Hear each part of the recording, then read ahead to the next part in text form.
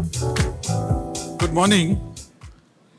I hope you're all good this morning. It's quite packed here. Over the last 2 years or so, we have not had a chance to meet for such an occasion. Let me first start off with just all protocols observed, because the official opening will still happen. Madam President, Madam Caesar, Mr. Keller, who is also the CEO of Transnet Freight Rail, will be our host for today. I've prepared just 2 slides as my intro, just some food for thought. So if they can just maybe open that up. So I hope while they do that, I wish everybody a fantastic 2 days. Please meet as many suppliers, people, contacts, strengthen your network, because that's why we're here. We're here to build a stronger railways through SARA, which is the Southern African Rail Association. So, Madam President, I think you'll like this picture because this speaks to your past. I saw this picture last week, and it actually told me a lot of stories on the left-hand side.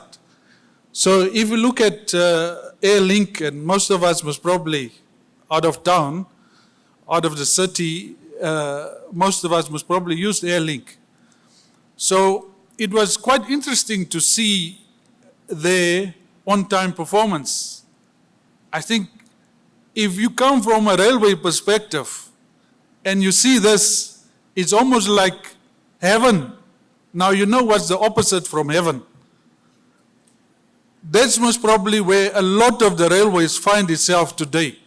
So what is really that we have done? So if you compare the two, and normally the two is not compared, we don't really compare those 2 modes of transportation.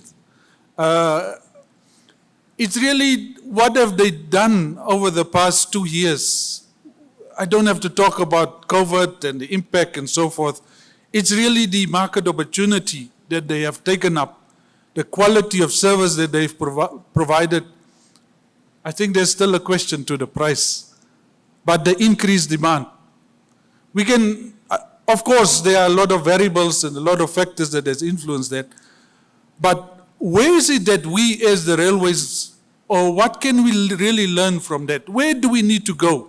And I've just pointed about 4 perspectives. Is what is it really that we need to do? And I'm really talking from also the perspective of the institution where I'm the Chief Executive Officer, TransNamib, which is the national rail service provider for Namibia, is how do we develop heavier and longer trains to reduce the cost of transportation? How do we improve the average speed? We are frustrated in terms of some of our railway infrastructure. Sometimes a train can only move 15 kilometers per hour, 25 kilometers per hour. How do we fix that infrastructure? And then also, how do we utilize our wagons and other rolling stock better, our assets? A lot of our stations, if you look at some of our stations, and I'm just not talking about Namibia, but you can look at SADC, a lot of our stations have got a lot of facilities, infrastructure, but only utilize maybe 5%. What do we do? How do we fit that into the intermodal system and then allow us to increase capacity? Now, what we have failed to a large extent is, with the picture on the left, is the railways is seen as a very, it's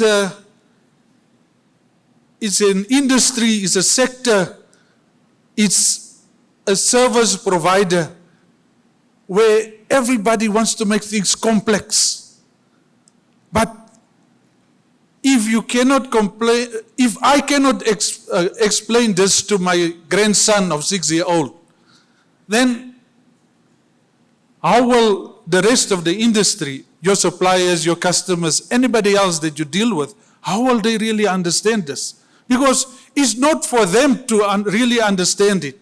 It's for you to convince them to understand what you are doing, and that's how you will create and how we will create better value for the railway. So we've been working with DBSA the last few years from a SARA perspective so that we can start developing a rail master plan for SADC. And I understand that we are close to that. I hope that DBSA can give us some confirmation on that today. We need to be focused more on really, are we really talking, are we really seeing customers, or are we just seeing companies that's moving freight with us? How do we change that? How do we become more proactive? So maybe just to tell a quick story, Madam President, I know we're a bit delayed with our program. So I asked my salesperson last week, a customer that I referred to him to follow up. I asked him, did you follow up with the business? He said, no, I have sent an email. Now, let me not say that word here. So really, how do we understand in terms of proactiveness dealing with customers? We cannot do that well in terms of railways. So how do we become innovative? We have to work with the other modes of transport.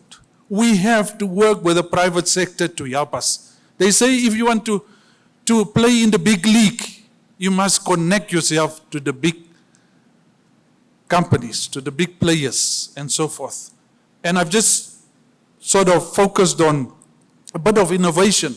So what are we doing? If we say the railways, we're looking at the future. What are we looking at in terms of improving our energy options? Are we looking at hydrogen? Are we looking at gas? Are we looking at alternative energies to allow us to reduce our costs? Because energy is one of the biggest costs for us. How do we communicate? What sort of communication systems do we put in place in terms of real-time offering, real-time monitoring, signaling systems, etc.? So the other modes of transport, we can't even see the dust of them. They are so far ahead of us. What do we do? But there are always technology options that can provide you with that intermodal freight, the dry ports. Where do we fit in there? Are we doing any effort, or are we leaving that to the ports, or are we leaving that to the roads or anybody else? Can we not, for a change, also start being in front of the race? Handling equipment, what other options do we look at in terms of advancing ourselves? Because we are 30 plus years behind. How do we catch up in terms of moving forward? And also in terms of maintenance service. I've given my team an instruction. The traditional option of civil, where the civil team provide the maintenance of the railway line, as said, in the next 3 years, any of my civil teams should not be more than 5 members. That's why you have modern equipment, etc., to look at. And this is where I want to leave you, is what do we do to ourselves, with ourselves, connecting ourselves in terms of our network to also move in front or to move closer, so that at the end of the day, when the race needs to be won, whether it's a marathon or whether it's 800 meters, that we are maybe not number 1, but we are close to the finishing line of number 1. I thank you, Madam President.